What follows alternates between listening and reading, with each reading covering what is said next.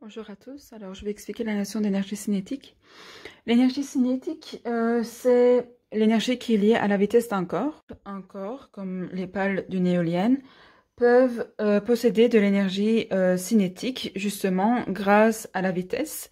Donc si on se concentre sur les éoliennes, on peut dire que les éoliennes, donc les pales en tout cas des éoliennes tournent plus vite lorsque le vent souffle plus fort.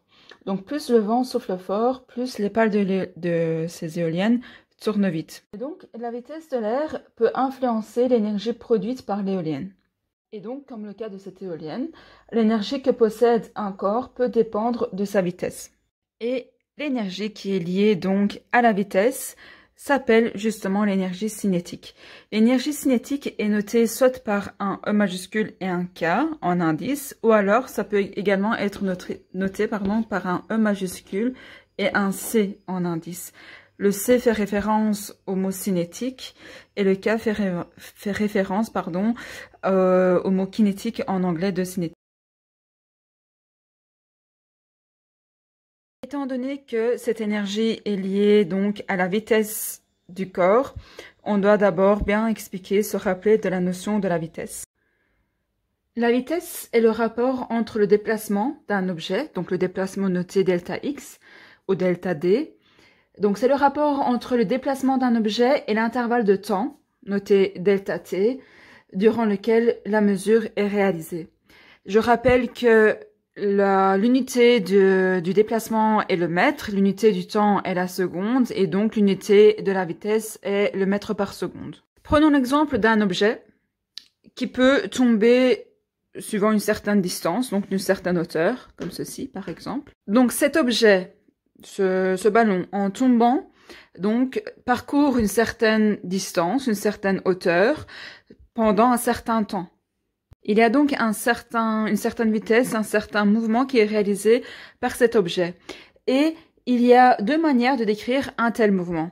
La première manière, c'est de calculer la vitesse moyenne de l'objet, et la deuxième est de calculer la vitesse instantanée d'un objet. Alors ici, j'ai juste pris un exemple. On peut trouver un autre exemple. D'ailleurs, vous en avez dans votre manuel. Dans votre manuel, on vous donne l'exemple d'un objet qui a une masse de 45 grammes. Donc, c'est un objet comparable à celui-ci, sauf que les masses de ces deux objets ne sont pas pareilles. Donc, on va prendre l'exemple du manuel. On va estimer que cet objet a une masse de 45 grammes. Et donc, il tombe vers le sol. Dans votre manuel, ils ont placé donc une latte à côté de l'objet pour bien voir donc la distance de déplacement effectuée par l'objet. Et ils ont pris des photos des différents instants de l'objet qui est en train de tomber. Donc, premièrement, on peut calculer, comme j'ai dit, la vitesse moyenne de l'objet pour décrire le mouvement de cet objet qui est en train de tomber. Alors, pour calculer la vitesse moyenne de l'objet, il suffit de calculer le rapport entre la distance qui est de 0,82 mètres et le temps qui est de 0,4 secondes. Donc, dès que vous divisez la distance par le temps, vous obtenez la vitesse moyenne de l'objet.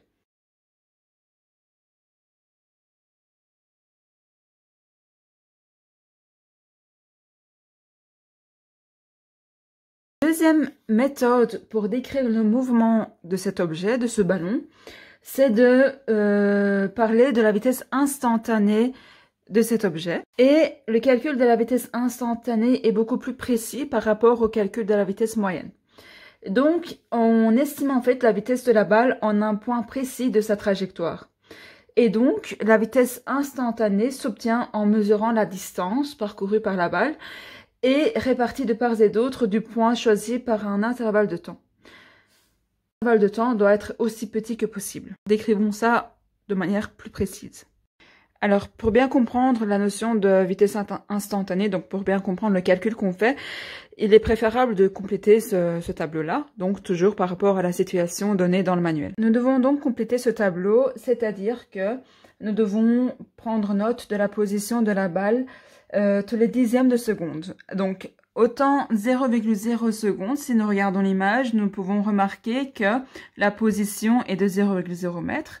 Et autant 0,1 seconde, on peut voir que la position de la balle est à 0,06 mètres. Autant 0,2 secondes, la position est de 0,2 mètres. Ensuite, 0,3 secondes, on a une position à 0,46 mètres. Et enfin, au temps 0,4 secondes, nous avons une position à 0,82 mètres.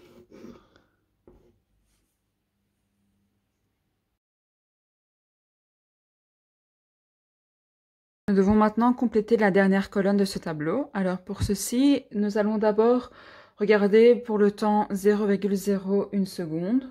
Pour ceci, nous allons regarder le déplacement, enfin plutôt calculer le déplacement, donc le delta x, entre les instants 0 et 0,2 secondes. Donc, entre les instants 0 et 0,2 secondes, nous avons un déplacement de 0,2 mètres. Donc, on doit juste faire 0,2 moins 0, tout simplement. Et donc, le déplacement entre le temps 0 et 0,2 secondes, est de 0,2 mètres. Pour écrire les calculs, je vais d'abord effacer cette partie-là du tableau, puis ensuite je vais réécrire ceci pour compléter la suite du tableau. On est en train de compléter cette ligne-là. Donc, comme j'ai dit, la formule pour calculer une vitesse, qu'elle soit instantanée ou moyenne, c'est toujours la même. Donc, on divise le déplacement par le temps. Donc, pour calculer cette vitesse au temps t0 1 seconde, nous allons regarder le déplacement, calculer le déplacement entre les instants t0 et t0,2 secondes. Donc, dans cette formule, notre delta t est de 0,2 secondes. Et alors, pour le déplacement, donc, nous calculons le déplacement entre les instants 0 et 0,2 secondes. Donc, nous faisons 0,2 moins 0,00, c'est-à-dire, donc, ça nous fait 0,2 mètres. Et 0,2 mètres divisé par 0,2 secondes nous donne 1,05. Donc, c'est une vitesse mètre par seconde. Donc, nous pouvons écrire ce résultat sur la ligne de 0,1 seconde au niveau de la colonne vitesse instantanée. Tout à l'heure, j'ai écrit 1,05. Pourquoi? Parce que j'ai pris 0,21 au lieu de 0,2. Donc, si on prend 0,2 divisé par 0,2, ça nous fait 0,1 mètre par seconde.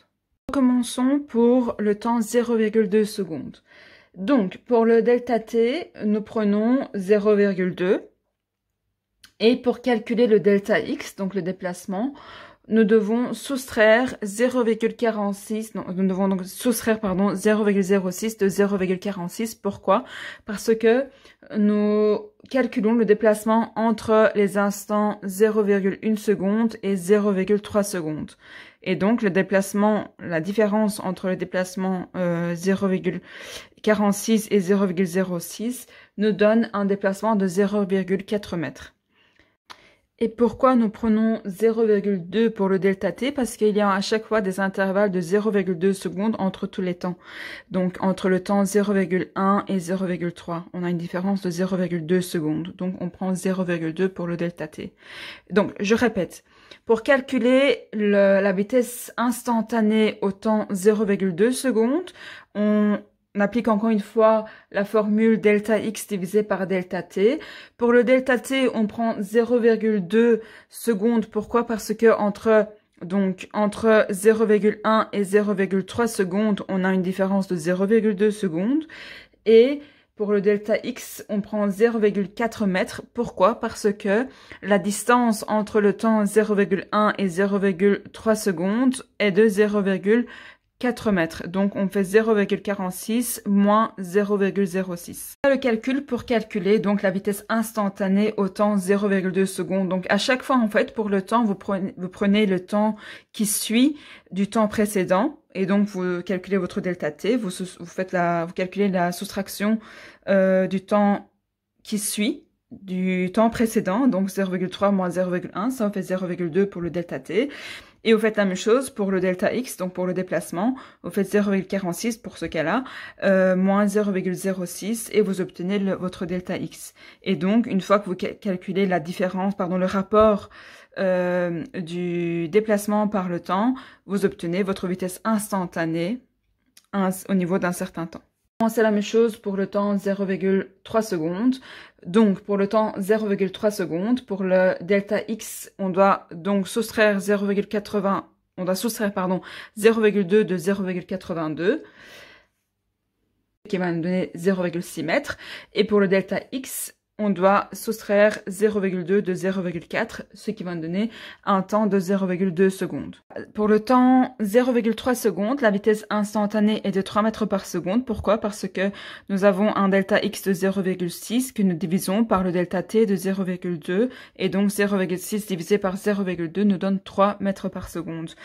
Nous ne pouvons pas calculer la vitesse instantanée au temps 0,4 secondes. Pourquoi? Parce que nous n'avons pas pris note du temps qui suit les 0,4 secondes et ni de la distance. Et donc, nous ne savons pas calculer tout simplement cette vitesse instantanée. Nous avons besoin d'avoir les données pour le temps suivant pour pouvoir calculer la vitesse instantanée au temps 0,4 secondes.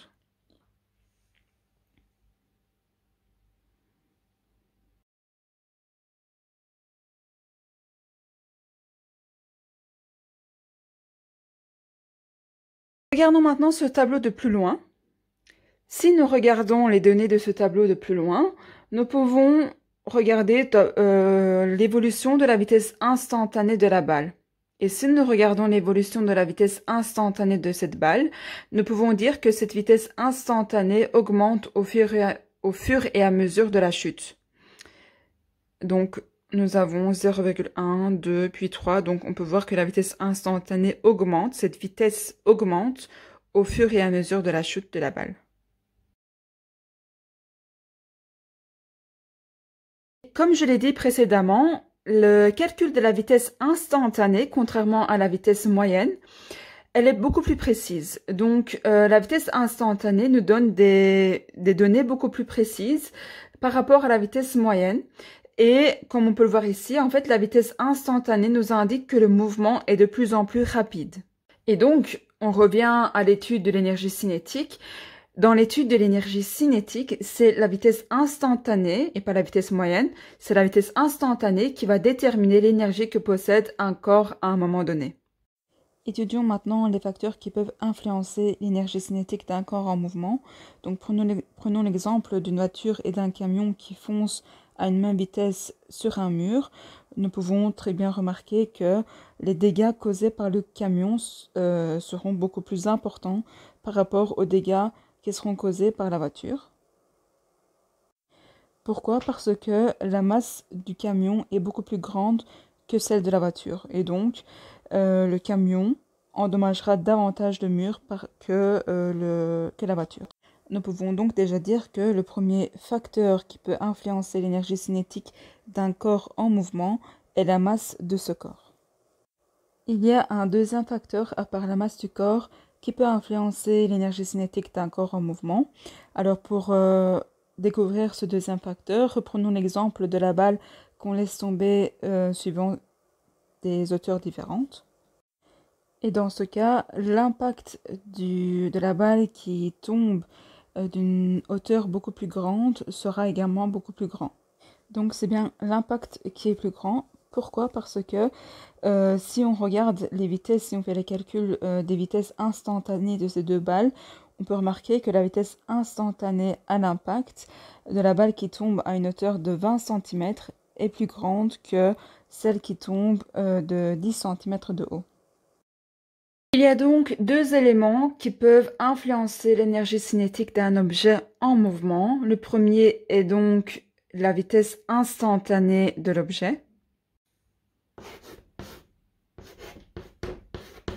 Le deuxième élément est la masse donc de l'objet qui est en mouvement.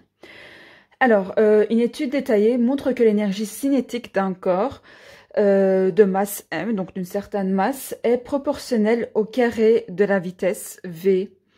Et donc, on peut en tirer une formule pour calculer l'énergie cinétique d'un objet en fonction de ces deux facteurs d'influence. Cette formule est celle-ci, donc l'énergie cinétique d'un objet est égale à la masse de cet objet multiplié par la vitesse au carré, le tout divisé par 2. Et donc, je tiens à bien noter que la vitesse qui est reprise dans cette formule, c'est bien la vitesse instantanée de la masse en mouvement, donc de l'objet qui a une certaine masse et qui est en mouvement. Et donc, c'est bien la vitesse instantanée qu'on prend ici dans cette formule.